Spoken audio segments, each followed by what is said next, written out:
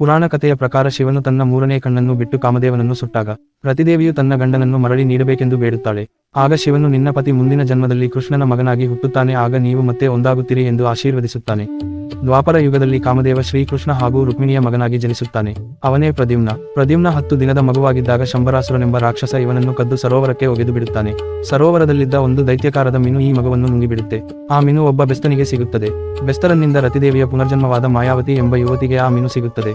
ಅವಳು ಆ ಮೀನನ್ನು ಕೊಯ್ದಾಗ ಅದರಲ್ಲಿ ಅವಳಿಗೆ ಮಗು ನೋಡಿ ಆಶ್ಚರ್ಯವಾಗುತ್ತಾಳೆ. ಆಗ ಅಲ್ಲಿಗೆ ಬಂದ ನಾರದರು ಮಾಯಾವತಿಗೆ ಅವಳ ಪೂರ್ವ ಜನ್ಮದ ವೃತ್ತಾಂತವನ್ನು ಹೇಳಿ ಈ ಮಗುವೇ ಅವಳ ಪತಿ ಕಾಮದೇವ ಎಂದು ತಿಳಿಸಿ ಅವರ ಶಕ್ತಿಯನ್ನು ಮರಳಿಸುತ್ತಾನೆ. ಆಗ ಮಾಯಾವತಿಯು ತನ್ನ ಮಾಯಾ ವಿದೆಯಿಂದ ಆ ಮಗುವನ್ನು ಕಾಪಾಡಿ ದೊಡ್ಡವನನ್ನಾಗಿ ಮಾಡಿ ಮಾಯಾ ಅಸ್ತ್ರಗಳನ್ನು ನೀಡುತ್ತಾಳೆ. ಆ ವಿದೆಯನ್ನು ಉಪಯೋಗಿಸಿ ಪ್ರದ್ಯುಮ್ನ ಶಂಬರಾಸುರನನ್ನು ಹಾಗೂ ಅವನ ಕ್ರೂರ ಮಕ್ಕಳನ್ನು ಸಂಹರಿಸುತ್ತಾನೆ.